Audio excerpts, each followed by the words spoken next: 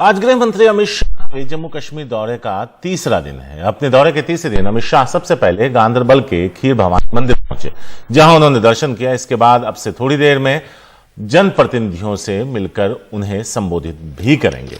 Nita Sharma senior editor हैं हमारी, जो इस वक्त उस दौरे पर मौजूद हैं जहां गृह मंत्री अलग अलग जगहों पर जा रहे हैं। सीधे उनके पास चलते हैं, उनसे जानते हैं, उनसे समझते हैं कि क्या अहमियत है, क्यों खास है ये दौरा और किस तरह का भरोसा गृह मंत्री वहां की आवाम को दिला पाए हैं। नीता, कई सारे सवाल हैं। अगर हम देखें तो पिछले कुछ हफ्तों में श्रीनगर में खास करके जो अल्पसंख्यक हैं या जो अप्रवासी वहां के दूसरे राज्यों के लोग वहां काम करते हैं, उन पर हमले बढ़े हैं, कईयों की जान गई है। ऐसे में गृह मंत्री का दौरा कई तरह के भरोसे दिलाता है। क्या कुछ हुआ है और क्या कुछ वो कह गए या कहने वाले हैं या करने वाले हैं, उसके बारे में जरा बताइए।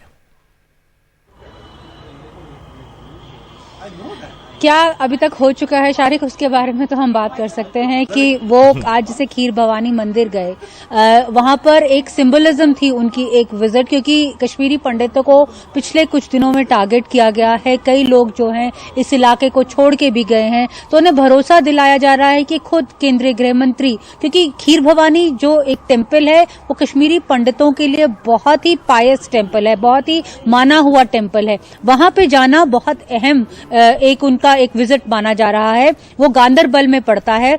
वहां पे जो जगह जगह से लोग आकर वहां पर आकर अपनी पूजा अर्चना करते हैं, तो एक सिंबॉलिक विजिट थी। कल जैसे वो गुरुद्वारा गए थे, क्योंकि सिख लोग जो है, सिख समुदाय जो है, उनको भी टारगेट किया जा रहा था। मजदूरों से भी वो लोग मिले, साथ में उन परिवारों से भी मिले जिनके जैसे इंस्पेक्टर्स जो या सिक्योरिटी फोर्सेस के जो लोग हैं वो मारे गए, उन लोगों से भी केंद्रीय गृह मंत्री मिले। तो उन सभी लोगों से टच बेस करने की कोशिश कर रहे हैं जो पिछले कुछ दिनों में जिनके साथ कुछ घटना घटी है। ये एक केंद्र की तरफ से एक इशारा है कि वो उन लोगों के साथ खड़ा हुआ है।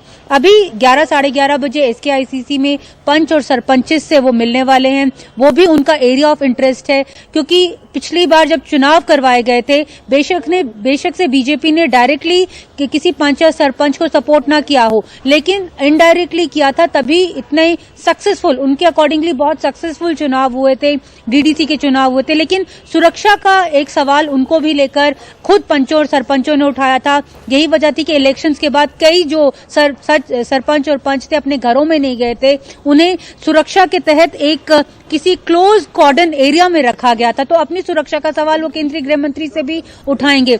जब केंद्रीय गृह मंत्री यहां पर आए तो उन्होंने नवयुवकों से जुड़ने की कोशिश की। उनको बोला, तुम्हारी तरफ मैं दोस्ती का हाथ बढ़ा रहा हूं, शांति अगर रहेगी तो यहाँ पे डेवलपमेंट होगा। तो हर एक क्योंकि जो युवा वर्ग है उसको लेकर भी काफी चिंता जताई जाती है सिक्योरिटी फोर्सेस में, क्योंकि पिछले कुछ दिनों में रेडिकलाइजेशन जो है वो इस इलाके में बढ़ा है।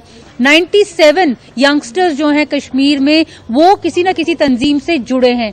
यही नहीं, जो गवर्नमेंट का डेटा है वो ये भी बताता है कि 97 में से जो 58 हैं उन्हें न्यूट्रलाइज कर दिया गया, क्योंकि एक जो पिस्टल शूटिंग्स हैं, जो एकदम रैम्पर्ट शूटिंग्स हो रही हैं, तो यही सब चीजें हैं जिनका हल ढूंढने की कोशिश की जा रही है, समुदाय तक पहुंचने की कोशिश की जा रही है, पॉलिटिकली और इमोशनली कनेक्ट करने की कोशिश कर रहे हैं केंद्रीय गृह मंत्री जम्मू और कश्मीर के आवाम के साथ।